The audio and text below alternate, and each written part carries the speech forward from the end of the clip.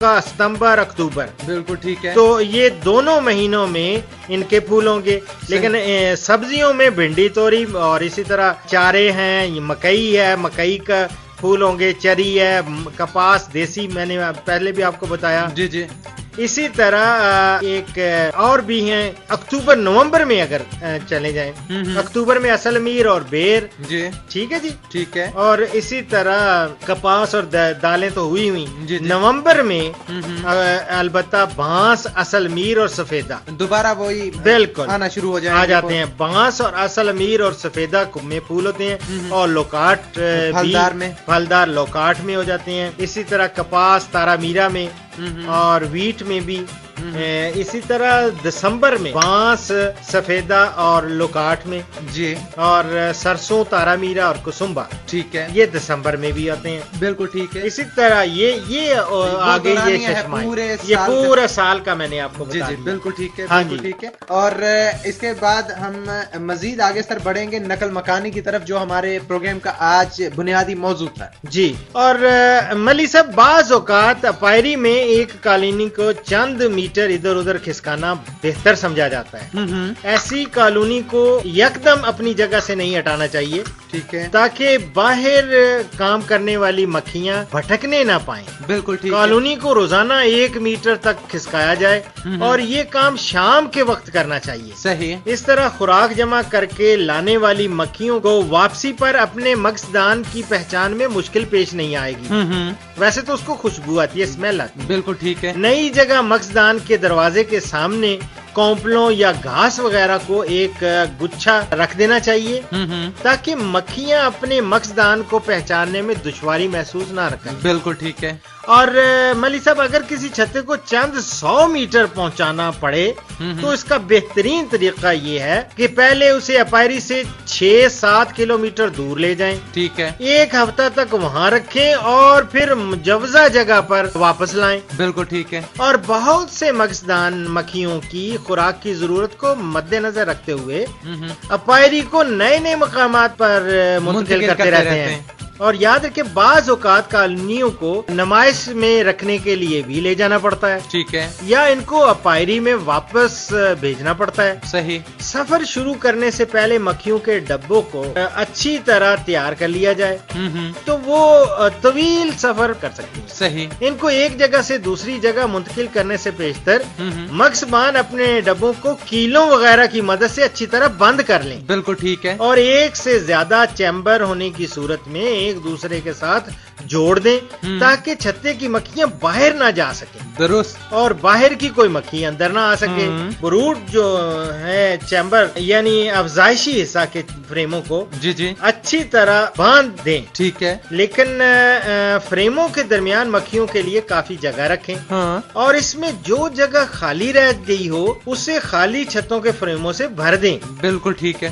اگر self سپیسنگ frame استعمال ہو تو فریموں کے اطراف میں کیل ٹھوک کر یہ مقصد پورا کیا جا سکتا ہے. بالکل ٹھیک ہے. لیکن اگر دوسرے فریم زیر استعمال ہوں تو فریموں کے درمیان لکڑی کے مناسب ٹکڑے رکھے جا سکتے ہیں. اس طرح فریموں کو ایک دوسرے سے صحیح فاصلے پر رکھ کر سفر کے دوران مکھیوں کو کچلے جانے سے بچایا جا سکتا ہے. اور ملک صاحب صرف بروڈ اس طرح پیک کرنے چاہیے.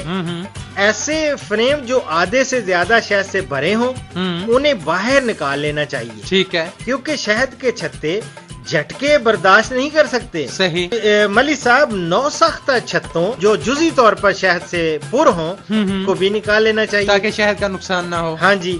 ایک گہری ٹاپ سکرین کو جس میں فی سینٹی میٹر 3 یا 4 خانے ہوں اندرونی تختے کی جگہ پر کیلوں سے جوڑ دینا چاہیے تاکہ مکھیوں کو گچھا بننے کی جگہ مہیا ہو جائے. بالکل ٹھیک ہے. شام کے وقت جب تمام مکھیاں واپس آ چکی ہوں تو داخلے کے راستے پر جالی کیلوں سے لگانی چاہیے. صحیح. مقصدان کو ہوتا ہے پلاسٹین، دیکھے ہوگی آپ نے، وہ مٹی سی ہوتی ہے. جی جی جی. یا گوبر ملی مٹی. اچھا اچھا اچھا. بالکل ٹھیک ہے. ہاں جی. پلاسٹیسین آپ نے دیکھی ہوگی، بچے ان کے ساتھ پلاسٹیسین سے کھلونے بناتے ہیں. کھلونے بھی بناتے ہیں. ہاں جی. پلاسٹیسین یا گوبر ملی مٹی سے مکمل لیپ دینا چاہیے. ٹھیک ہے. تاکہ مکھیوں کی آمد و رفت کا راستہ بند ہو جائے، کھلا نہ رہے. ٹھیک ہے یہ وہ بند ہو جائے.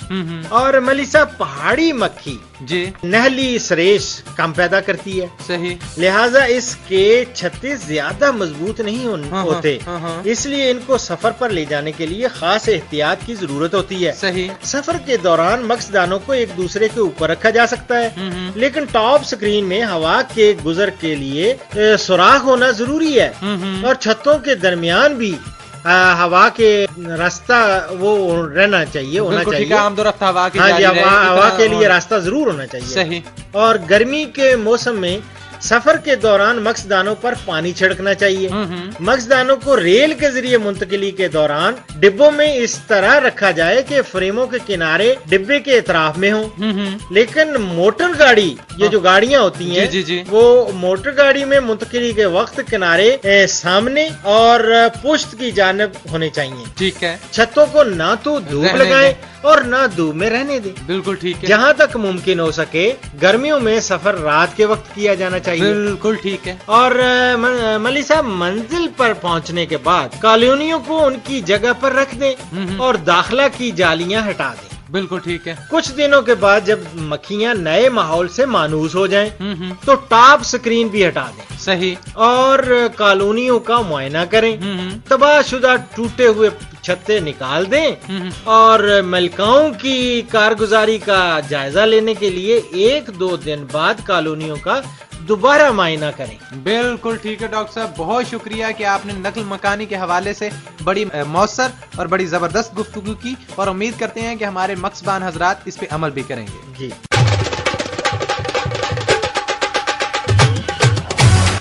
PARC ادارہ منتقلی فن زراعت لے آیا جے تواڈے لئی کسان ہیلپ لائن 0855 056. ہن YBG دے خود کفالت آپ تہانوں لبدی پھر دیجیے. سوار تو جمعے دے دھیاڑے تک سویرے 8 بجے تو دھیاڑی 3 بجے تک کماؤ ہے مفت ٹیلی فون نمبر تے لبو اپنی YBG دے مسئلیاں دا حل. پاکستان ایگریکلچر ریسرچ کونسل اسلام آباد کسان دی خدمت پیش.